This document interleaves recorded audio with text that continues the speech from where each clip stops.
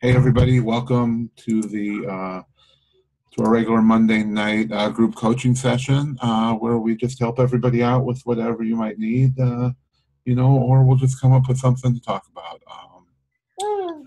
So what's going on today, Valerie? We have any questions or just make something up? Yeah, we didn't have any questions in the group. Jennifer has a question we can address, but I know we have a couple new people. So for those of you who this is the first webinar that you're joining us on, please feel free to ask questions. If you're facing any issues yourself or if there's anything that you're unsure of, just go ahead and ask. This is the place to get those addressed, and this is what we're here for. So don't hold back. But yeah, so Jennifer, I guess we'll start with you. You're wondering about increasing ROI. So just a simple example would be great. Sean, you wanna? I'm not really sure, what you mean about an example. Basically, the idea of increasing ROI, like I made in my video, if you're running out of money before you're getting paid again, your ROI is probably not high enough. So, if you're finding some things that you're doubling your money on, that's good. And then if you're settling for lower amounts, if you're taking 50 or 60 or 40, or, some people are settling for 10 or 20%. And then you run out of money, and then later on you see things you could have bought, then don't settle for those low amounts. Wait it out, and if you have a day left and you're about to get paid, or it's your payday, well, then maybe you should be buying those lower ROI items, but not a day or two after you get paid, you run out of money, which I know some people talk about in the groups and everywhere else that I see. So the idea is just not to settle for those lower ROIs, because if you have if you have a set amount of money to work with and you run out of that money, then you're just giving away money. If you have $1,000 to spend and you get 50% ROI on everything, you're only making $500 profit. But if you have 100% ROI, you get $1,000 profit. And the way I built my business was by reinvesting that money, over and over again. When I started, I was laid off from the last career I was in. And, I did have some money, but I was doing other things. So when I found out about FBA in August of 2012, what we did was I sold things I had around my house. And we took the money and reinvested it. We got scan power, we got a label printer, we got a USB scanner. All with our first profits from our very first shipment, and just reinvested that money and kept doing that over and over till now we have several $100,000 worth of product at the FBA warehouses. I believe we've maxed out our limits. We have, I think, like a 2 billion item limit at the Amazon warehouses, and we have over 20,000 items and almost 3,000 different SKUs. And I never went and borrowed money to do that. I have used credit cards to buy things in the past, but I never borrowed money to add more to my inventory. We basically just took the profits and kept reinvesting it over and over, month after month. And that's all you really have to do. Just keep reinvesting your money, getting a high ROI. If you don't have a lot of money, if you only have a few $100s or a couple $1,000s, what we did was we went to yard sales, flea markets, and thrift stores. And, there's more to buy there than just books. There's tons of new items, board games, new things that get donated that are still in the original shrink wrap. If you're approved in clothing,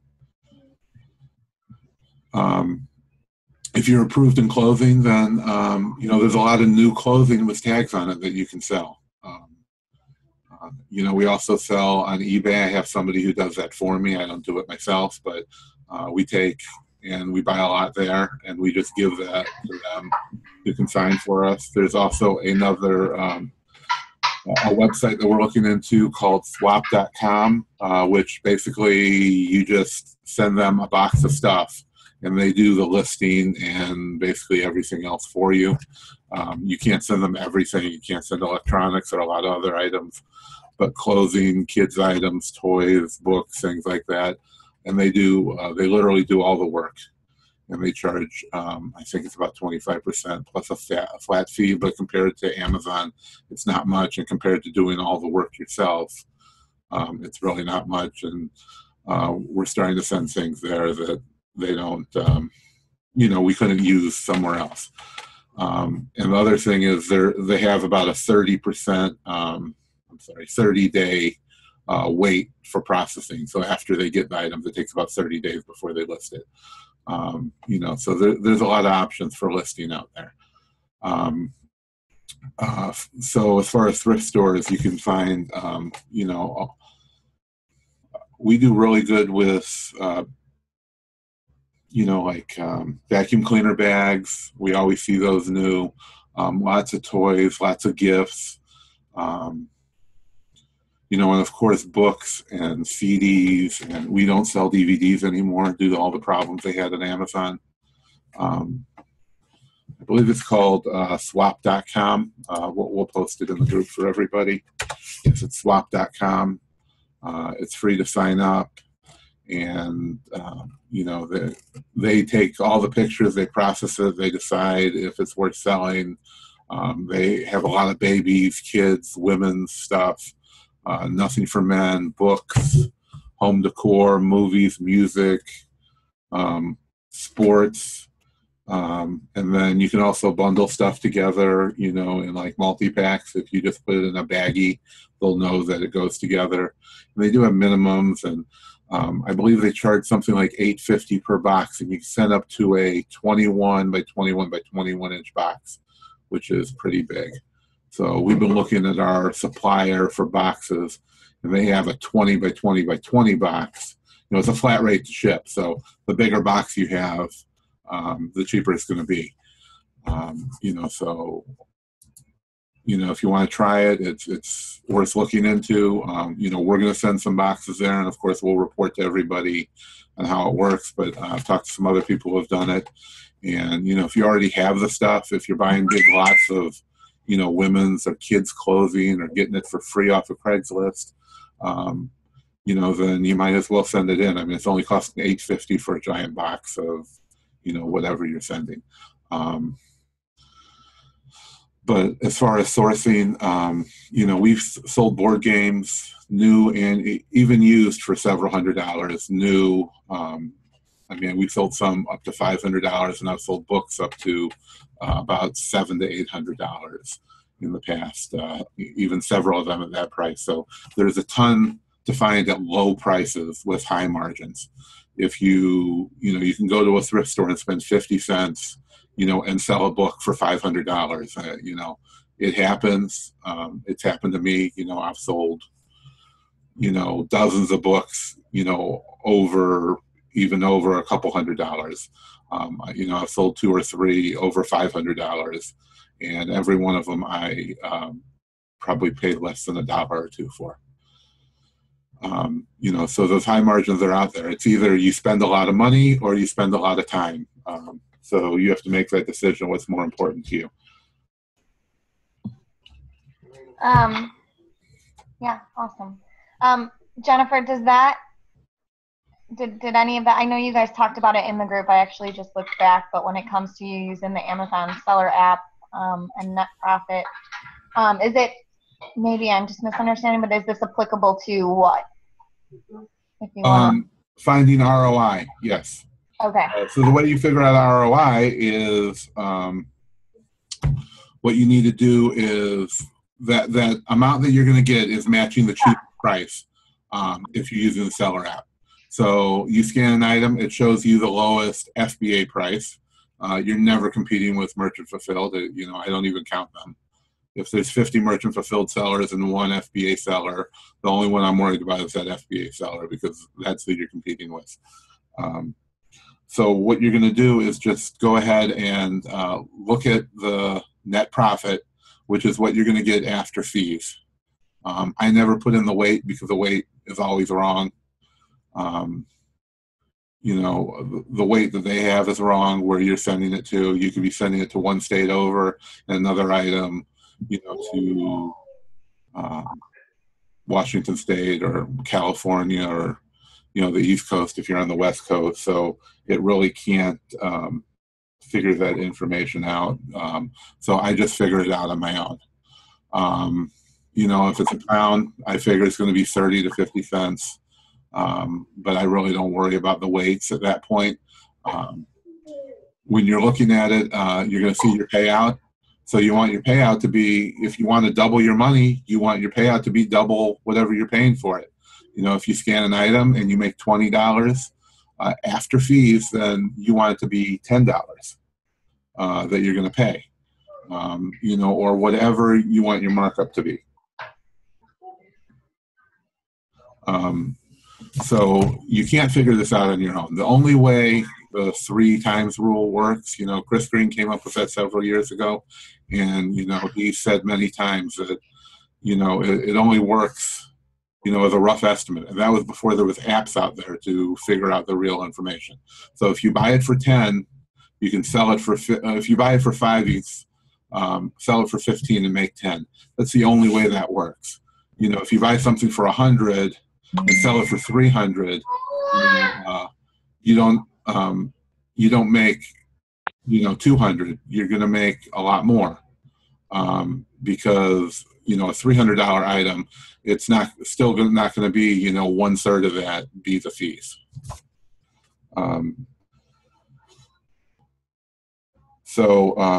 You just need to use an app. Everybody should have a smartphone or a tablet or some kind of device so you know exactly how much everything costs when you're out there in the field. You know, or if you're at home, you know, be using the, you know, whatever apps that you want to use. You know, I like ScanPower. I've used it for since I started. You know, I've followed it as it's grown, and I think it's the best thing out there. I've used Inventory Lab. I've used Profit Bandit. We've used almost every option there is out there. You know, we've reviewed them for people. I've tried them at different times in their progress, and you know, I really think it's still the best thing out there. So, you know, use whatever you like. Yeah, but use something. Figure out what's the best app. But they're all going to give you back the same information. ScanPower has a few other extra things. Some others have different things. But use whatever you like. Use whatever is easiest for you. You know, for the money I save, ScanPower is definitely worth it. But it might not be for other people. You know, so give it a try. We have code for, I think you just use my name, Mayo, M-A-Y-O, in all caps, and you get a free month. So, you know, if you can't figure out if you like something in a month, then you probably don't need to use it anyway. So, you know, give it a try. Give Inventory Lab a try, you know.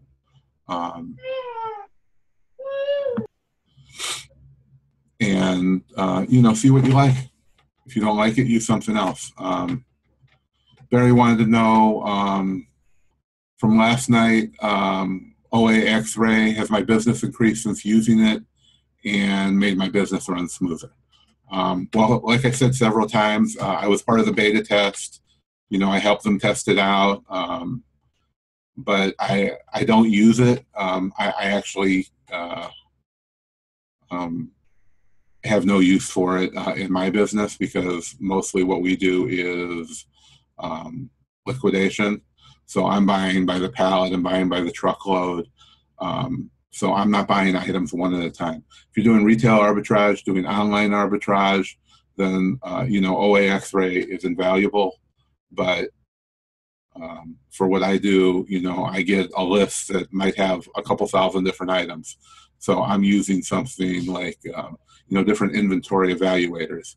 Of course, I'm already using all the other ScanPower stuff, so I usually use ScanPower Evaluate, which will let you upload a whole spreadsheet. and it'll then give you all the information, like you use, you know, a scouting app for every single listing, and it'll show you how much you're going to make after all the fees and the ranks and all that from a spreadsheet with just, you know, maybe a title and, you know, the ASIN or UPC code.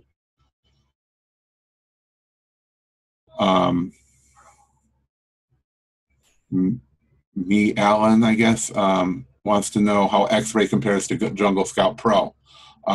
Jungle Scout and OA X-Ray are two completely different softwares. It's not two things that you would compare to. OA X-Ray, if you didn't see the video, is to go scout on other websites. So if you go to OA X-Ray, I think it's /sites, it'll show you a whole list, and I think they have about 20 of them now. So you can go to Toys R Us or go to Walmart and look at any page on that site, and it's going to show you comparisons in what looks like a spreadsheet of how much you can make, you know, and Jungle Scout does something completely different. It only works on Amazon, and it's to find products to compare to or see how much the sell-through rate is. If you're looking to buy a specific product, you can look that product up, and it'll show you how much you're, maybe how many you're selling a month. It'll show you if it's selling 1,000 or 100 or 20 based on the sales rank in the last 30 days. So, you know, they're two different tools. You know, if you're doing a lot of online arbitrage, then OA X-Ray is definitely the best thing out there.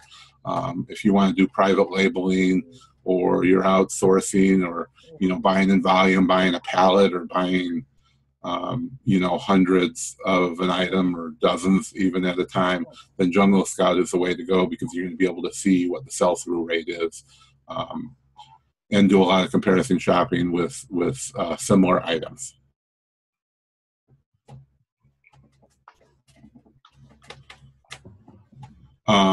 Yeah. And we have, if for those of you that are, what was that? I just wanted to comment on the follow-up question. He said that Jungle Scout Pro will help find more replenishables. Yes, it's definitely good for looking at similar items on the Amazon page. If you're looking to find more products on the, because what Jungle Scout does, if you didn't watch our videos, you know, for all the new people, I suggest you go to the pin post and look at all the videos we've already made. You know, we've interviewed a lot of people that are making these tools and walking us through, and not just getting discounts like, you know, some of the other groups are. So you can see the Jungle Scout walkthrough that we did ourselves, and then the person who actually wrote the software came on and walked us through it as well. And he does something like $400,000 a month in sales, and he built that tool just to help his own company. So not only does it show you a specific item you're looking for, you can see all the items. If you look at the bottom of any Amazon page, it shows you how, you know, people who bought this also bought these products, or it'll tell you similar products.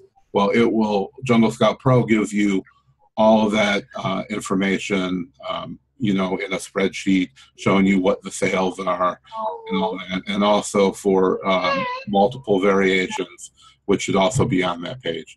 So not only will it show you a single if you're doing groceries, you know, in groceries you have to do a lot of multi-packs, so it's going to show you all those variations on the same page. So you'll know how many one of an item and 3 and like 6 and 12 packs, about how many are all selling. It's all estimates because Amazon doesn't release that information. Okay, what were you saying? And all those videos are on the, and if you go to the pinned post on our page, there's a link to all of those videos that'll, you know, help too with any questions you might have on even just choosing the tools. Right, we are actively contacting, you know, every tool that we think could be useful, you know, to get discounts. So, you know, contact one of us if you know of a tool that you'd like to try or you like and you're already using. and we will try and get them on to do, you know, a video from the company itself, and will, which they usually will do. You know, since we have so many people, they're usually willing to help, and then also discounts. So, you know, if you have anything you like, just let us know. Yeah, we got a couple. Suzanne had another question. What was that? You had another question? Well, Suzanne had a question, a little off topic. Okay. If we use multi-channel fulfillment. Okay. Yeah. Okay, Suzanne. Do I use multi-channel fulfillment? Yes. Well, yeah, we use it. Like I've said, I have somebody who sells on Amazon for me. I don't do a lot of multi-channel fulfillment because we have separate things we sell on eBay. So I have somebody who works for me full-time, who lists on eBay for me, but we don't sell the items we sell on Amazon, also on eBay. So if we have something that's expired or too close to expiring, we remove it, or clothes or other items when we're outsourcing. We're not sourcing the way that a lot of other people do. We do have some people who do retail and things like that for us, but our main business is liquidation. That's how we can pass all the deals on to you. Yeah, we'll go through how it works, but you know, so basically I get a lot of you know, pallets and truckloads sometimes of items, and that's what I'm passing on to you because we get so many. So a lot of those items might not be good for Amazon, so you know, we sell them on eBay. You know, for everyone else, if you want to sell on eBay, I mean, it's ridiculously easy. We're talking to Joe Lister right now, which is a great tool. I've used it, but like I said, we don't sell the same items on both, but I've done it to test it. And I've helped a lot of people who are using it. So what you do with Joe Lister is you go in the software, you log into your Amazon, you log into your eBay. It connects both accounts, but you manually tell it what to do. So you see all the listings you have on Amazon, you select which ones you want to go to eBay, and it's going to create all those listings for you. You don't have to do anything. And when you sell something, it goes into multi-channel fulfillment, and I'll show you how the multi-channel fulfillment works. I'll share the screen, and you'll be able to see it. So basically what you do is you just create a fulfillment order. You'll get Joe Lister, all it does is create the listings. So eBay will tell you when something sells, and all you have to do is go into I think she's asking about Joe Lister, but you know, I explained you just select which items that you want to list on eBay, and it will create those listings for you. You can set markup, how much you want to mark things up, and things like that. So all you're going to do is get an eBay notification that the item has sold. So then what you can do is, and there's two ways to do this. I'm going to go ahead and share my screen so everybody can see what's going on here. Okay. You can see my screen, Valerie?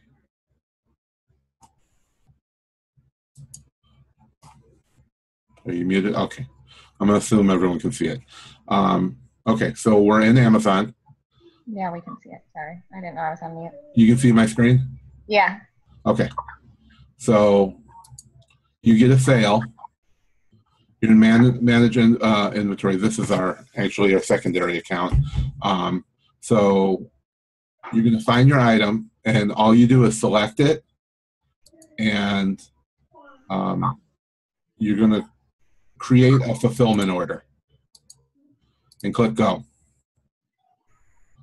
So somebody ordered this, bought it on eBay, and here all you have to do is, and you're going to copy and paste their information right from eBay. Name, address, state. Only the ones with stars are required. and then you put in their order date, and that's it. You hit continue. I'll fill in.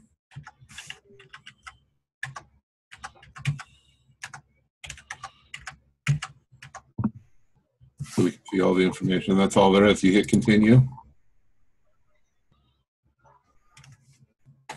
Okay, so we did the first screen. Now you come to this screen, and there's two options. Ship this inventory or hold this inventory up to 2 weeks. Now, if it's something you think you might sell on Amazon, or you're selling on Amazon, you think there's a chance you could sell it on eBay and you only have one of that item, you can click on hold this inventory for 2 weeks. So this is for when you want to sell an item on a different platform. So it's going to remove it from the inventory for 2 weeks. After 2 weeks, it'll time out. And then it'll be back available. Or you can just cancel the order. Or if you've already sold it on eBay or anywhere else you want to sell it at, you can just click on ship this inventory and you select the, whatever kind of shipping you want. So they charge 60 cents to pick and pack it. And then there's a weight-based fee and a shipping, the shipping method. The estimated shipping weight is £1, so that's probably your minimum. And they're going to charge you $2.95 to ship to this address. So for the 2-day shipping is $8.55 and $16.50 for 1-day shipping. And if you hit, you can also put a message in there, like I showed you on the first page, and then you hit place order, and it will ship it. And once it ships, it's just like any other order. It's going to it's just going to put the information. It's going to ship it out, and then you can go back and look at the tracking number and enter it in eBay if you want. So I mean, it's very simple. You can hire a virtual assistant, for a couple dollars an hour to do it, or do it yourself. Once you get it going, it literally could do it in, a minute or two every time. I think that covers that. Were there any other? Yeah. What was next? That's it for now. And then I just posted to you guys too, but like I said, it's in the pinned post. But Jennifer, I don't know if this will help. We have a video on raising ROI that we did recently, and then the Jungle Scout, there's the links there too. So but anytime, you guys can go to that previous link. So. Right. Well, another thing I wanted to cover was, there's a lot of questions on suspensions and, what we can do. We've been suspended, in the past. It, obviously wasn't our fault since we helped thousands of people, to do the right thing. We're not doing things wrong. It was basically people trying to get, free returns. But one of the big things with Amazon that you have to keep an eye out for is when you sell something and it's sold, it's still an active listing. So your biggest way to combat getting suspended is to remove listings that are already sold. So what we can do is go and delete what you need to do is delete your listings, basically. So I'm going to go ahead and share my screen and show you how we do that. A lot of people say, well, there's nowhere to delete a listing. You can only archive it, which is on this page. So what you have to do is go to Manage Inventory, which manages all inventory. So how we delete listings is we go to this page. We want to do fulfilled by all, all status for all. And then we're going to go over here to available. So we want to sort by the lowest amount. So what happens is if there's, someone saying changes a picture, someone does really anything to these listings, there's a recall, any kind of warning, they send it to everybody who has that listing. So even though you sold it a year ago, that listing is still active. It's still assigned to you. Just because you have a zero quantity does not mean that you don't have to worry about it anymore. So if I have a lot of these, I set it to 250 results per page. We keep it pretty clean, so we don't have to do that. But when we were suspended, we had something like 13,000 listings with a zero quantity available. So it took about 2 days to get everything deleted. Because once you delete it, it says it can take up to 24 hours. It usually only takes a few minutes, but it doesn't update the page. So it takes, could take up to 5 or 10 minutes to update the page. So if you delete them all and then go back and immediately delete them again, it might only delete 5 out of 250. So we had to be kind of creative with it. So we're on this page. We sorted by whatever you want to do up to 250. You just click the check mark up here in the left corner to select all. And then where it says action on selected, you can delete products and listings. And you hit OK just to verify, and then yes to continue, and it will delete all those listings. Now, if you delete an item, if you list an item again, it doesn't matter. It will just come right back there. You can delete, you can relist as many times as you want. So I never worry about deleting these listings. Just go ahead and delete them. You're just you won't be able to use the same MSKU, but if you're already sold out, then it doesn't matter. You just keep listing, and create a new MSKU. The MSKUs really don't mean anything, and you're the only one who knows that it exists.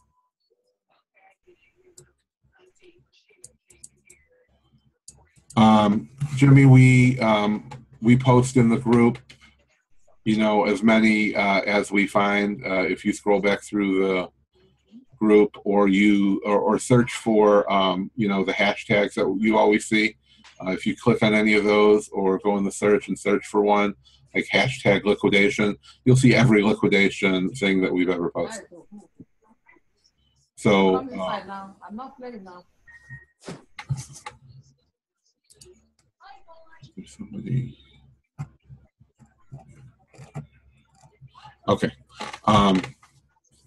So, we go through a giant variety. I mean, we get dozens, sometimes 100 different emails a day. Some places will send you 10 or 20 emails. So look for any liquidation place you can find. Go on Google. I can help you. I don't know where you're at, but I can help you in the group, or you can send one of us a message. We're really good at searching Google, so we'll find you whatever liquidation you want to find locally or not locally. I mean, I don't really worry about that too much anymore. So what we do is we see what they have available. They know what we're looking for. Open an account with every place that you can find that you might want to deal with, and every time they find a deal, they're going to either call you or they're going to send you an email with what's available and spreadsheets, and that's where we get the spreadsheets that we will process with an evaluator, look through manually depending on what it is, see if it's worth it. The problem is that they get the stuff and they sell it before it ever gets even to their warehouses. So it's not like doing wholesale where you might just keep reordering from the same place. It's whoever has the deals at the time is who you're buying from. I wish it was easier, but I rarely am buying from the same places over and over. I'd like to, but the deals just go to whoever they go to. So they're buying them without looking, and they're selling usually without looking. So it's either we have a truckload or we have this many pallets, and you say, well, I'll take that many pallets. They know where it is and what kind it is, and sometimes they have manifest, but usually they don't. So we take that information. It's not like one is worse than the other, because they only get the information from, if they're buying from Kohl's, most times if you're buying a whole truckload, the truckload's coming directly from Kohl's. It's not going to their warehouse and they're picking through it and selling it to you. Some of the places that are selling maybe one pallet, you'll see a pallet for $2,500 or a pallet for $500 or $1,000. These bigger ones aren't going through them at all. They're being shipped to you directly from Kohl's or Kmart, Walmart, or wherever you bought them from.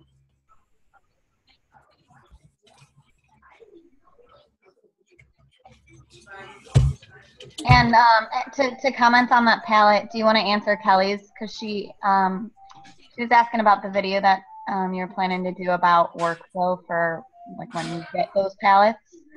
Do I know the hierarchy of some of these liquidation chains? Okay, like you buy from liquidation here in Jersey. Who gets it from Genco, for example? Well, you should be buying from Genco. I have posted several times about setting up an account with Genco. It's very easy. They're in California, and you're in New Jersey, so that is quite a bit of money to ship. But you can see the same deals that they're buying. They're going on the website and ordering stuff. Genco is a great one. We posted all the big ones, to the group and talked to them about them many times. You might be newer than that, but you can see everything, in the history of the group. So, scroll back and look at the older things. We're trying to put together a list of all the sources that we've posted. But I mean, there's so much new information that, it's hard to pull all the old information out. Genco is great. There's a company called AML, which is in Alabama, which might be a lot closer to you. And they only sell by the truckload or big lots. So, it might not be a full truckload, but it's close to a truckload. But they have a company that they also own, and the items come from the same warehouse, and it's called palletbids.com. So if they only have a pallet or two or three, they're selling them. It is auction style, but you can go to that website and sign up the same as AML and, get those pallet deals from them. Jennifer is in the process of getting a tax ID for wholesale and liquidation. Do you need an LLC too?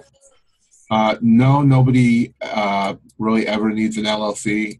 I would suggest you get one. We're in Florida. I don't know where you are, but in Florida, I think it's somewhere like $130. So there's no reason not to get an LLC. It puts everything under another layer. So if somebody buys a candy bar and chokes on it, they can only sue what the company owns. They can't sue you for your house. They can't sue you, for your car and things like that. It's only what the company owns. So how many people? Just hang on a second, Bill.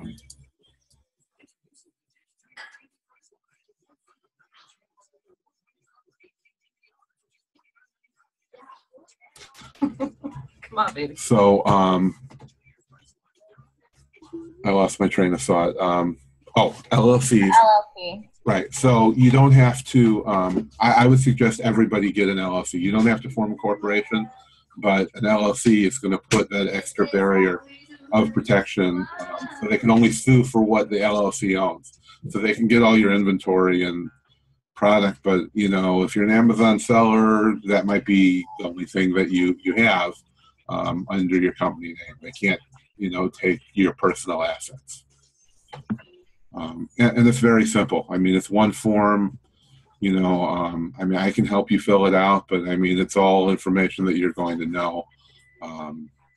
So, it's self-explanatory. Don't pay somebody $500 to form an LLC for you. You can go to your state's website and do it all. Tax ID for wholesale and liquidation. You use those for retail arbitrage too. Just don't go to Target or Kohl's. You know, every Walmart will usually accept, you know, your tax information as well. If you're shopping at Walmart's, all you have to do is register a customer service, and they're going to give you a card, a reseller's card, and you show that to the cashier when you're checking out, before you check out, and you know, don't pay tax on it. I mean, don't buy anything ridiculous like meat or, you know, things that are obviously for your own use, but you know, because it is all reported through them. But you know, that reseller permit or tax ID or you know, it's called different things in different states, but you know, I would definitely get that, and then you know, an LLC as well. You know, it's going to give you that extra barrier with, you know, very little trouble on your part. And why no Target or Kohl's? Oh, well, they don't like resellers. So Kohl's said they won't sell to resellers, and after, so, you know, don't use that. You know, some people have said they've gotten kicked out. You know, I've never really talked to anybody who that's happened to. And then Target, after the fiasco with all the resellers buying the clothing, they said they won't sell to resellers anymore. So they won't accept that information. You know, there's some store managers will still do it, but the companies as a whole have said that they don't, you know, they don't want to sell to resellers anymore. You want to address on finding a VA? That was a little while ago, but I think somebody asked about, yeah, Aaron. So the initial steps to finding a VA? Well, the initial steps are very easy. It's easy to find one. The hard part is, you know, training. You know, we're working on a little program for some of that, but you know, basically you go to upwork.com, upwork.com, and you enter whatever you're looking for, and you know, there's countless thousands of people in every country in the world to help you. So you know, most people hire people from the Philippines. They'll work for about $2 or $3 an hour, and you know, the hard part is training. So what we use for sharing our screen is called Screencast-O-Matic. There's a free version. We have the paid version because we don't want to say what it is, but you can use Screencast-O-Matic, and all you have to do is, you know, you'll have a microphone. It'll record whatever's on your screen, and you have a little box that you select what area of your screen to show. And so if you want to show somebody how to post on Facebook or Craigslist or, you know, whatever jobs you don't want to do on Amazon, you know, creating removals for items that are expired, you just make a short video walking them through and explaining what you're doing, and you give them the video, and they'll just keep watching it over and over until they understand what's going on. You know, and that's really all there is to the training. You know, training VAs to go out and find deals for you, you know, is a bit more complicated. You know, there's a lot of training involved. Even the professional companies, you know, take 2 to 6 weeks to train a VA. So, you know, there's a lot of work put into that. But what we use VAs for are all the Amazon tasks we don't want to do. We have VAs to post to Craigslist, post to, you know, post ads on Facebook for us, you know, for items that we're selling, you know, things like that. So those aren't that hard to do, and you can create, you know, like an employee account on Amazon where they're not going to have access to your bank account information and how much you're making and all that. You only give them, you select what you want to give them access to. I wasn't sure what, you know, kind of a VA you wanted to hire, but I mean, that's a good start. You know, you can find them at Upwork, and then you just show them what to do with those videos, and they will watch that video 20 times or however long it takes. You know, they really want these jobs, especially the ones in the Philippines. I've hired some people in Europe for, you know, $3 to $5 an hour, and you know, some work out, some don't. You know, it's like hiring somebody for any job. You know, you're going to have some that just don't work out for you, and you know, some that'll do great. You want a wholesale sourcing VA, Aaron. So I'm not exactly sure what you mean by that. So if you want to, eBay doesn't have that option, Kelly. But if you want somebody to list for you on eBay, there are some external listing tools where they wouldn't have access to your full eBay account. They'd only have access to the listing software. So they could use the listing software, list the items to eBay, and they wouldn't have access to your actual eBay account. Okay, Aaron, you're saying JS Pro, looking for a wholesale sourcing VA. Yeah, Kelly, we can talk about some tools in the group. I don't think that fits what we're talking about right now, but we'll find some tools you can use to have somebody list for you, and we can make a separate video showing you just how to create an employee account and how to give them access to what you want and what you don't want to give them access to. But as far as wholesale sourcing and using JS Pro, I mean, I don't think it would be hard to find somebody to do wholesale. I mean, you could give them a list of companies or have them find companies. You know, almost everyone knows how to use Google, so you could be Googling wholesale companies and whatever you wanted, if it was grocery or, you know, beauty, and you know, just have them contact people with a form letter with the spreadsheets, and then send the spreadsheets through some kind of an evaluation software. You know, JS Pro, I'm not sure, you know, how much that would be for wholesale sourcing. I think you'd do better just knowing the sales ranks on those items, because then you could sort a 10,000 you know, item list from a wholesale company down to, you know, dozens or a couple hundred items. And you would know, then you could decide which items you wanted to buy. I mean, you know, that's a good idea to hire somebody, you know, for. I mean, it's not, I don't think it's a lot of training to do that.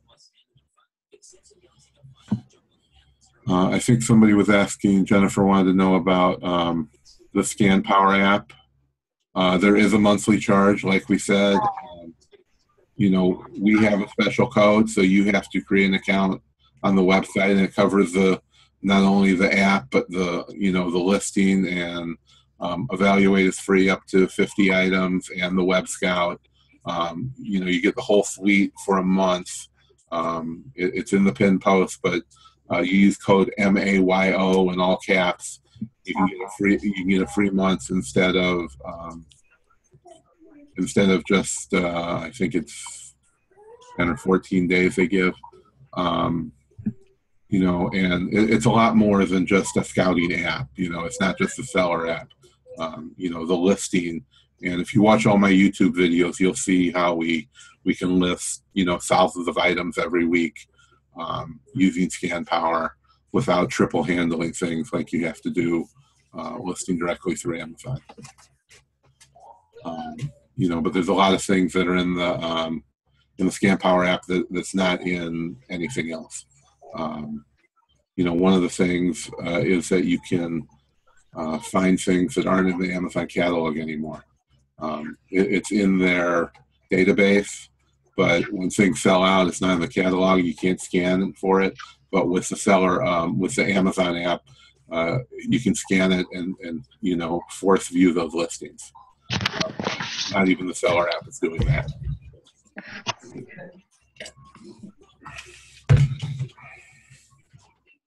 All right, so we have a little less than 10 minutes left. So if anybody has something that, you know, we can briefly or quickly address, you know, now's the time.